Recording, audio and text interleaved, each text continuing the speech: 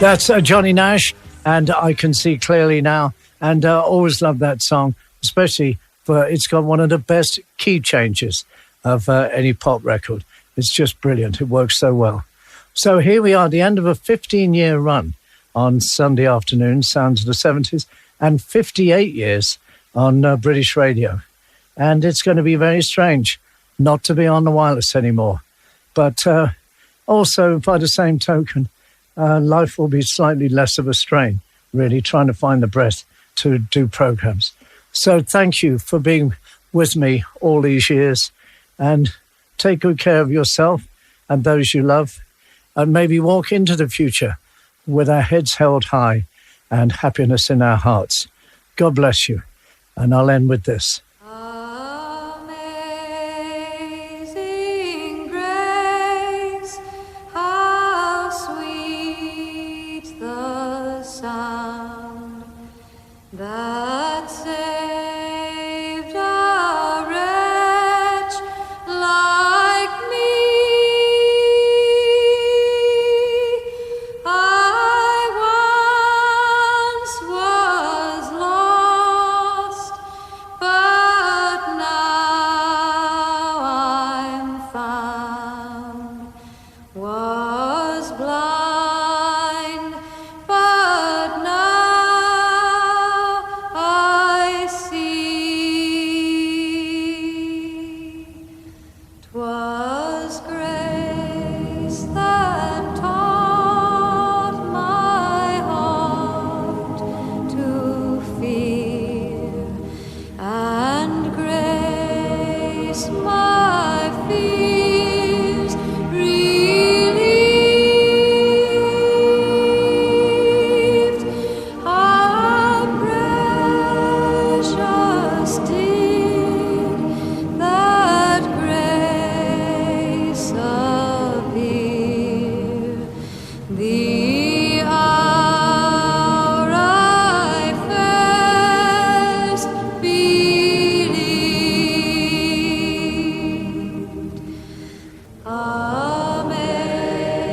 Amazing grace, how sweet the sound that saved a wretch like me.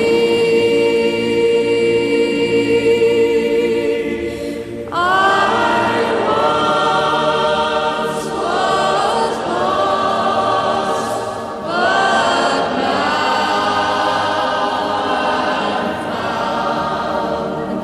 Was blind, but now I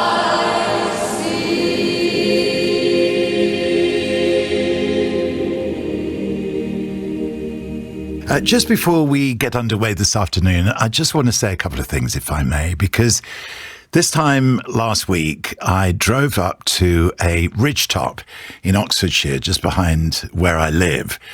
And at 3 o'clock, I switched on Sounds of the 70s. And I listened to Johnny for the next 2 hours, looking out over the Oxfordshire countryside. It was an incredible experience. Very, very emotional, wasn't it? Very, very touching. I mean, Johnny is a supreme broadcaster. He and I have been friends for many years. I've been a massive, massive fan of Sounds of the 70s for many years.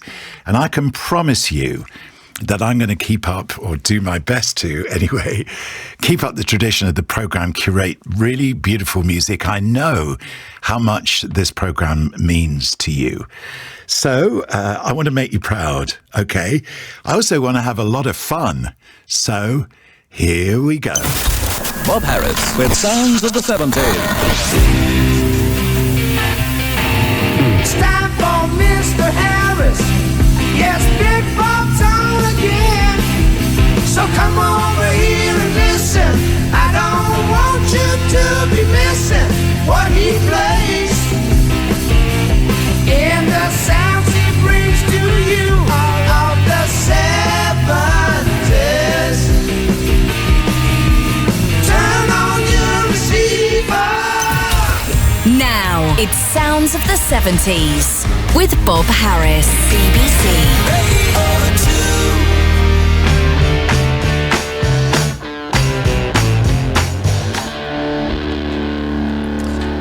to say this is a real full circle moment for me because that was the first ever track that I played on my first ever Sounds of the 70s program on Radio 1 on the 19th of August 1970. It was released as a single on the 21st of April that year, and that was the track that opened up my first ever show. It was released by Neil Young from the album Everybody Knows This Is Nowhere. Cinnamon Girl opens up my first Sounds of the 70s here in 2024. And welcome along. It's so great to have you with me. We're live in London, so it'll be wonderful to hear from you during the course of the program. I'll give you some idea of what's coming up. After we've listened to one of my great favorites from 1976. This is music from Boston. It's More Than a Feeling. Stand by me. My favorite ever song. Stand By Me, John Lennon's version from his rock and roll album.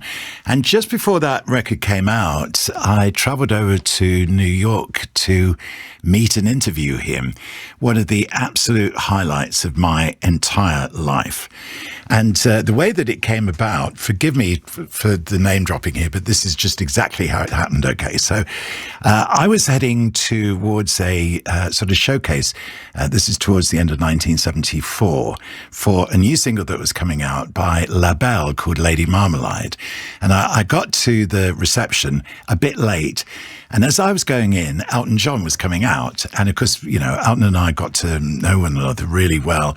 I first met him in 1968, actually, and we're really good friends at that point. So, you know, we stopped to chat for a moment, and he told me that he was just about to head to America to do, I think it was a run of 8 nights at Madison Square Garden. And he said, don't tell anybody, but I think John Lennon's going to be joining me on stage. So, and of course, John Lennon did. They got together for the famous version of Whatever Gets You Through the Night. So I said to Elton, well, you know, tell John that when you see him, that we'd love to do something with him with the Old Grey Whistle Test. Honestly, I didn't think any more about it after that. But I was in the Whistle Test office at Television Centre the following week with the producer and founder of Whistle Test, Mike Appleton, and the phone rings. And Mike picks the phone up and goes, hello, Old Grey Whistle Test. And there's a voice on the other end of the line going, hello, is Bob Harris there? And Mike goes, who's calling? Oh, it's John Lennon. so Mike passed the phone over to me, you know. Hey, John, are you okay? He said, you know, I've just been talking to Elton. I've got the new rock and roll album coming out. Why don't you just come over and do some filming? I'm going, yeah, that would be great, you know.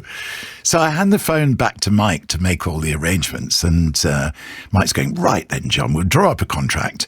And John's going, no, I don't need a contract. It's just come over and do the... And Mike's going, no, you don't understand. I have to draw up a contract. This is the BBC. and we have to pay you a fee. So John's going, well, what is the fee exactly? What is the fee? So Mike said, well, it's £15.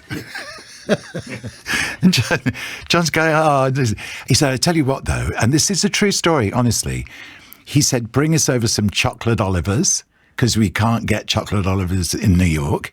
So Mike goes off, gets the chocolate Olivers, gift wrapped. We take it to New York with us and give it to John. And that was his, his payment for doing the interview. The thing is, you know, I always think to myself, did these things really happen? You know, I'm telling you this story now. Surely I must have exaggerated, but no, because chocolate Olivers still do exist, or at least they did do until very recently. And it really did happen, and it was one of the absolute highlights of my life. And he did it because he wanted to send also a postcard at the time to his son Julian, who he hadn't seen for a while.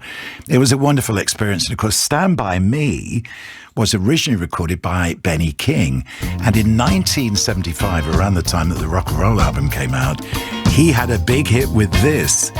It's called Supernatural Thing.